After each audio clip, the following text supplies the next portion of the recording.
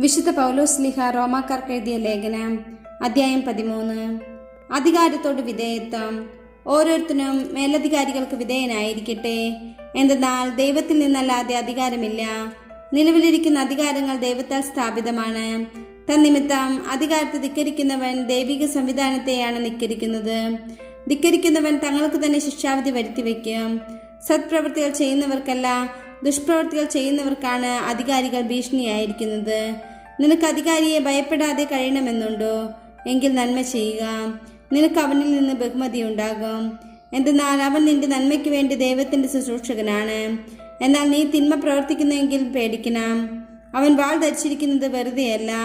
തിന്മ ചെയ്യുന്നവനെതിരായി ദൈവത്തിന്റെ ക്രോധം നടപ്പാക്കുന്ന ദൈവ ശുശ്രൂഷകനാണ് അവൻ. ആകയാൽ ദൈവത്തിന്റെ ക്രോധം ഒഴിവാക്കാൻ വേണ്ടി മാത്രമല്ല, മനസാക്ഷിയെ മാനിച്ചും നിങ്ങൾ വിധേയത്വം പാലിക്കുവിൻ. നിങ്ങൾ നികുതി കൊടുക്കുന്നതും ഇതേ കാരണത്താൽ തന്നെ. എന്തെന്നാൽ അധികാരികൾ ഇക്കാര്യങ്ങളിൽ നിരന്തരം ശ്രദ്ധ വയ്ക്കുന്ന ദൈവശുശ്രൂഷകരാണ്.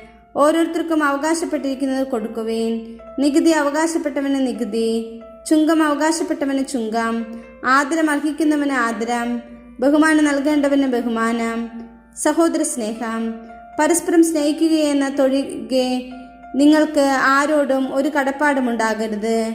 എന്തെന്നാൽ അയൽക്കാരനെ സ്നേഹിക്കുന്നവൻ നിയമം പൂർത്തീകരിച്ചു കഴിഞ്ഞു. വ്യഭിചാരം ചെയ്യരുത്, കൊല്ലരുത്, മോഷ്ടിക്കരുത്, മോഹിക്കരുത് എന്നിവയും മറ്റേത് കൽപ്പനയും നിന്നെപ്പോലെ നിന്റെ അയൽക്കാരനെ സ്നേഹിക്കണമെന്ന ഒരു വാക്യത്തിൽ സംഗ്രഹിച്ചിരിക്കുന്നു. സ്നേഹം അയൽക്കാരനോട് ദ്രോഹവും ചെയ്യുന്നില്ല. അതുകൊണ്ട് നിയമത്തിന്റെ പൂർത്തീകരണം സ്നേഹമാണ്. പ്രകാശത്തിന്റെ ആയുധങ്ങൾ.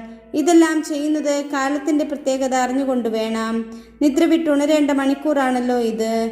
എന്തെന്നാൽ ഇപ്പോൾ രക്ഷ നമ്മൾ ആരും പ്രതീക്ഷിച്ചിരുന്നതിനേക്കാൾ കൂടുതൽ അടുത്തെത്തിയിരിക്കുന്നു.